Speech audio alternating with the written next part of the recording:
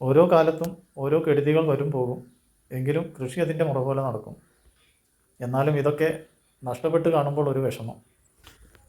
അപ്പോൾ ഇപ്രാവശ്യം നഷ്ടപ്പെടും എന്ന് വിചാരിച്ച് പോവാൻ തയ്യാറാണ് എന്ന് വിചാരിച്ച് കുരുമുളക് വള്ളിയൊക്കെ നഷ്ടപ്പെടുക തന്നെ ചെയ്തു. വലിയ വലിയ കാലുകളൊക്കെ ഇങ്ങനെ ചില വർഷങ്ങളൊക്കെ ഇങ്ങനെ കെടുതിയിൽ ഇങ്ങനെ പോകുമ്പോൾ വളരെ ഒരു വിഷമമൊക്കെ ആണ്. കാരണം ഇതിൻ്റെ പിന്നിലൊക്കെ നമ്മൾ 2-3 കൊല്ലത്തെ പ്രയത്നമൊക്കെ ഉള്ളുവെങ്കിലും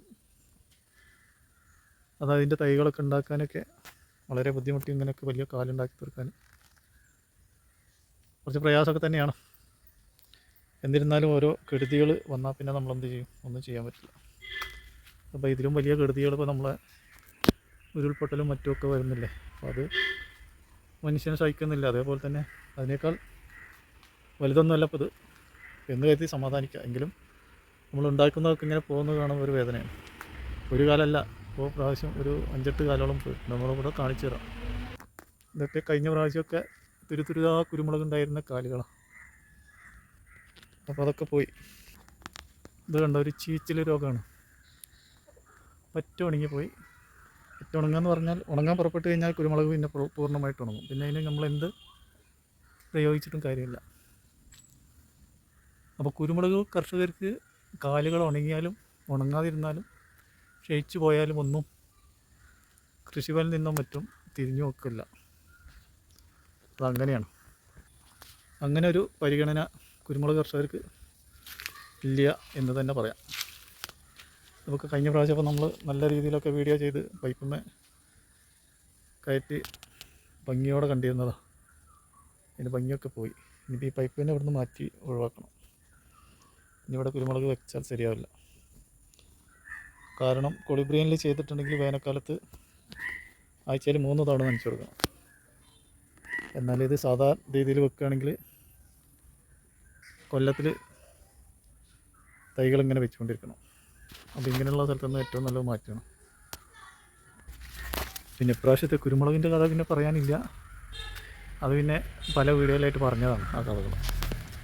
അപ്പോൾ ഇതൊക്കെയാണ് ഇതിലെ ഈ കൃഷിയിലൊക്കെ ഇറങ്ങി ചെന്നാലുള്ള കാര്യങ്ങൾ. ഇങ്ങനെയൊക്കെയാണ്. ചില നഷ്ടങ്ങളും കോട്ടങ്ങളൊക്കെ ഉണ്ടാവും. അതൊക്കെ സഹിച്ചും പിടിച്ചും കടിച്ചൊക്കെ ഒതുക്കുക.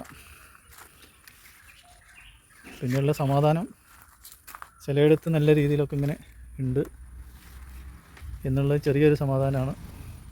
ചെറുതായിട്ടെങ്കിലും നുള്ളിയെടുക്കാമല്ലോ എന്നുള്ള രീതിയിൽ. പിന്നെ ഇപ്രാവശ്യം ഇവിടെ കുറ്റിക്കുരുമുളകിൻ്റെ ഭാഗത്തൊന്നും പോയിട്ടില്ല. കഴിഞ്ഞ വർഷം പോയതാണ് ഈ രണ്ടെണ്ണം. കഴിഞ്ഞ വർഷം പോയതാണ്. പിന്നെ അതിൻ്റെ ശേഷം ഇതിലൊന്നും പോയി കണ്ടിട്ടില്ല. അതും വലിയ സമാധാനം. അപ്പോൾ ഇതൊക്കെയാണ് കുരുമുളക് കൃഷിയുമായിട്ട് പറയാനുള്ളത്. കുരുമുളക് കൃഷിയൊക്കെ ലാഭകരം തന്നെയാണ്. ഇപ്പോൾ വിലയും കാര്യങ്ങളൊക്കെ ഉണ്ട്. അപ്പോൾ കുറ്റിക്കുരുമുളകൊക്കെ അല്ലെങ്കിൽ കുരുമുളകിൻ്റെ കീറുതലകളൊക്കെ ആവശ്യക്കാരുണ്ടെങ്കിൽ ചോദിക്കുക. നമ്മൾ ഉണ്ടാക്കി തുടങ്ങുന്നേ ഉള്ളൂ. നമ്മൾ ആവശ്യക്കാരുണ്ടെങ്കിൽ ചോദിച്ചു. കുരുമുളകിൻ്റെ കഥ എങ്ങനെയൊക്കെയാണെങ്കിലും നമുക്ക് വീട്ടാവശ്യത്തിനെങ്കിലും ഇതൊക്കെ ഒരു നിത്യോപയോഗ സാധനങ്ങളാണ്. അത് വീട്ടിലുണ്ടെങ്കിൽ ഒരു സമാധാനം തന്നെയാണ്.